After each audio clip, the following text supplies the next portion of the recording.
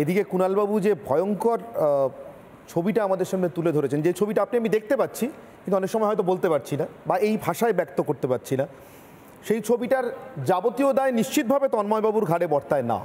কিন্তু রাজনীতির একজন প্রতিনিধি হিসেবে এবং যে রাজ্যে দাঁড়িয়ে আমরা কথা বলছি, সে রাজ্যে তারা 34 বছর শাসন করেছেন শুধুমাত্র এই রাজনৈতিক অভিযোগ বা আঙুল তোলার জায়গা থেকে নয়। শিক্ষা ব্যবস্থাটা ঠিক কখন ক্যাপিটেশন ফির জঙ্গলে ঢুকে গেল এবং তাতে কেউ কিছু করে উঠতে পারলেন না কেন? তারই কি পাপের বোঝা আমরা এই মুহূর্তে ভোগ করছি? কুণালবাবু যা বললেন, নাকি আরও কিছু কিছু আছে? তন্ময়বাবু, পয়সা যোগ পাপ যোগ মুনাফা বাদ যোগ জুয়া খেলা যোগ ম্যানেজমেন্ট, যা কুণাল্লা বললেন, ইজ ইকুয়ালস টু অর্থনীতি। আমাদের অর্থনীতিতে শিক্ষায় বরাদ্দ হওয়ার কথা ছিল প্রশান্তচন্দ্র মহলানবিশ কমিটির সুপারিশ অনুযায়ী ন্যূনতম 6%। 1952 সাল থেকে 2024 সাল পর্যন্ত সবচাইতে বেশি যেবার হয়েছে সেটা লাল বাহাদুর শাস্ত্রীর প্রধানমন্ত্রিত্ব এবং অর্থমন্ত্রী হিসেবে পেশ করা বাজেটে 4.8%।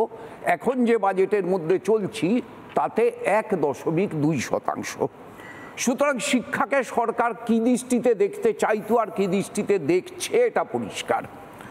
এখন মুশকিল হচ্ছে যে আমাদের প্রাক্তন রাষ্ট্রপতি এবং আমার অত্যন্ত প্রিয় ব্যক্তিত্ব মৌলানা আবুল কালাম, আমাদের এপিজে আব্দুল কালাম সাহেব বলেছিলেন যে অন্যদের জানে যে সে শিক্ষিত, কিন্তু জ্ঞানী হলো সেই ব্যক্তি যে নিজেকে জানে। এখন আমার প্রশ্ন হচ্ছে, সমীর অধ্যাপক, সমীর শিক্ষিত, কিন্তু সমীর রাইটার্স বিল্ডিং আর নবান্নকে যে ভাষায় বললো তাতে ওকে আর জ্ঞানী বলা যাচ্ছে না।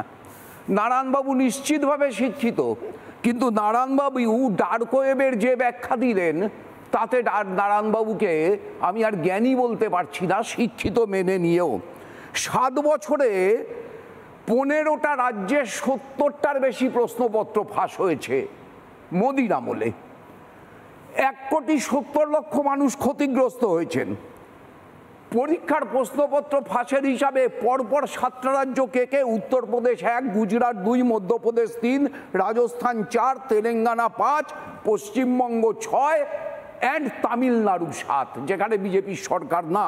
তাহলে রোগটা খালি বিজেপি আর তৃণমূলের মধ্যে, ব্যাপারটা এরকম না, লোকটা নীতির মধ্যে, অর্থনীতির মধ্যে। ইউজিসি নেট কেলেঙ্কারির পরীক্ষা বাতিল হলো কেন? প্রধানমন্ত্রী চুপ কেন? সিএসআইআর, ইউজিসি নেট পরীক্ষা বাতিল, নেট পিজি পরীক্ষা বাতিল, বিহারের টেট পরীক্ষা বাতিল, মহারাষ্ট্রে সেট কেলেঙ্কারির প্রশ্ন ফাঁস। প্রত্যেকটা বিষয়ে প্রধানমন্ত্রী নীরব। আমার যেটা মনে হলো সার্বিকভাবে এতক্ষণ ধরে আপনাদের শোনার পর, আপনাদের আঙুল কিন্তু নাগরিক সমাজের দিকে পুরোপুরি উঠতে পারলো না। আপনারাও কোথাও কেউ না কেউ কোনো না কোনো ভাবে নিজের দিকে না তুললে অন্তত অপর পক্ষের দিকে আঙুল তুলে এটা প্রমাণ করে দিলেন দায়টা রাজনীতিকে তুলে দিয়ে ইচ্ছে করে, ব্যাপারটা অর্থনীতি।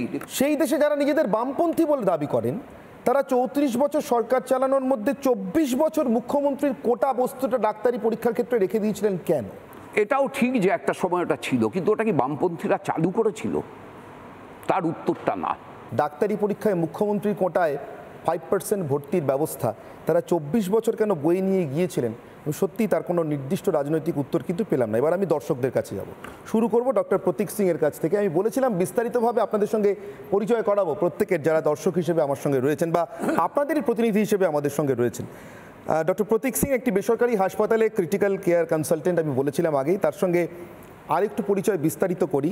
এইমস থেকে পড়াশোনা করেছেন এবং যখন এই রাজ্য থেকে অন্য রাজ্যে বিদেশে চলে যাওয়ার চল, সেই সময় এইমস থেকে পড়াশোনা করে ডক্টর সিং এখানে এসে কাজ করছেন।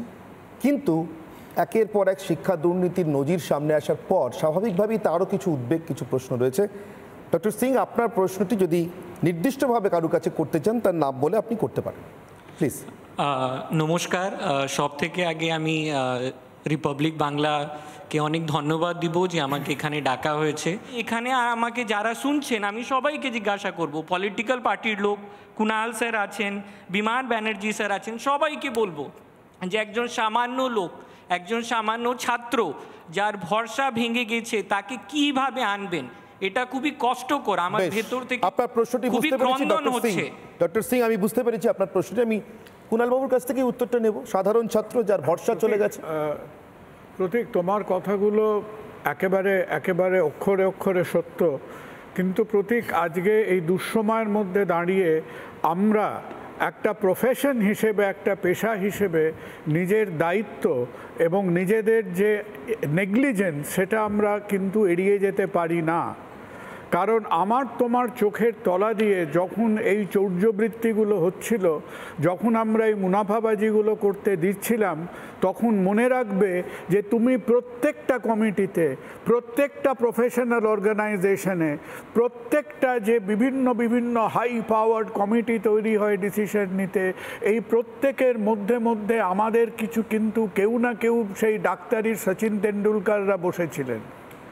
আমরা গাছের ওপরে বসে ধীরে ধীরে ধীরে ধীরে গাছের ডগাটা আমরা কেড়েছি। আজকে তোমার আমার সামনে, আমাদের নেক্সট জেনারেশন ডাক্তারদের সামনে যে একটা ট্র্যাজেডি নেমে এসেছে, অন্তত এই সময় তারা মাটিতে নেমে বলুক যে আমরা যে তালে তাল ঠুকেছি এতদিন সেটা ভুল। সময় সংক্ষেপ বলে আমি পরবর্তী দর্শকের কাছে যাব, তবে কুণালদার কাছে আমি বলবো যে নাগরিক সমাজের জায়গা থেকে অন্তত আমাদের কৃতজ্ঞ থাকা উচিত। তার আত্মদর্শন অত্যন্ত স্পষ্ট, বলিষ্ঠ। তিনি কোথাও অ্যাজ এ কমিউনিটি তার চিকিৎসকদেরকেও, চিকিৎসক বন্ধুদেরকেও তার দায় থেকে মুক্ত করছেন না।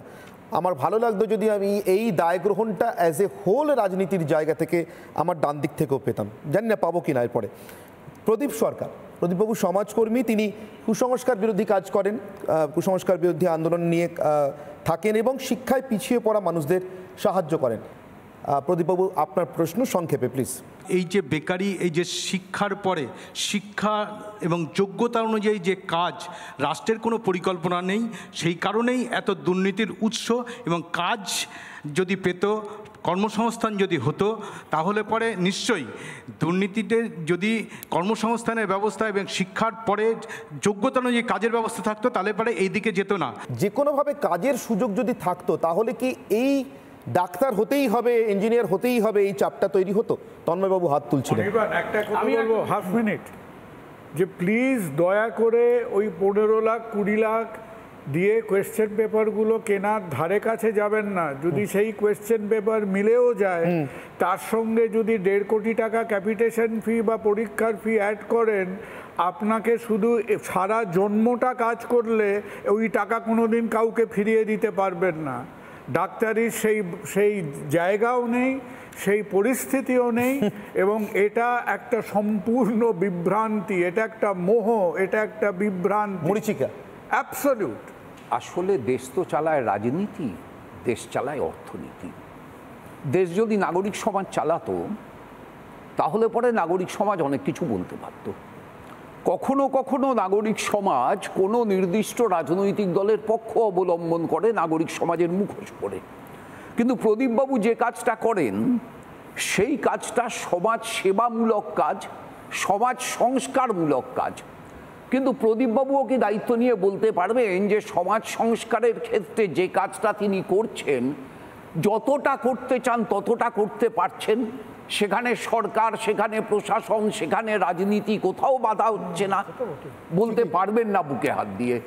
ফলে আসলে রাজনীতি এবং অর্থনীতিকেই আপনার মূল বিষয় হিসাবে আনতে হবে, নাগরিক সমাজটা আসবে তার অনেক পরে। যদি সারা ভারতবর্ষের মানুষকে এই শিক্ষা না দেওয়া যায় যে তোমার পরিবেশকে বাঁচাতে গেলে এই ভোগবাদকে বর্জন করো, তোমাকে নতুন জীবনযাপন, নতুন লাইফস্টাইল করতে হবে, তবে তুমি বাঁচবে, এটা তো শিক্ষার অঙ্গ হওয়া উচিত ছিল। আপনি দেখেছেন আমার শিক্ষানীতিতে নেই। আমি খুব মনে করি পরিবেশ এবং শিক্ষা কিন্তু জাতীয় শিক্ষানীতির অঙ্গ শুধু না, আজকে নিজেদের কোভিড দেখিয়ে দিয়েছে আমাদের। আজকে যদি আমাদের আগামী প্রজন্মকে বাঁচাতে হয়, সমস্ত শিক্ষার মধ্যে এটাকে আনতে হবে। এটাই হবে আমাদের আগামী দিনের পথ।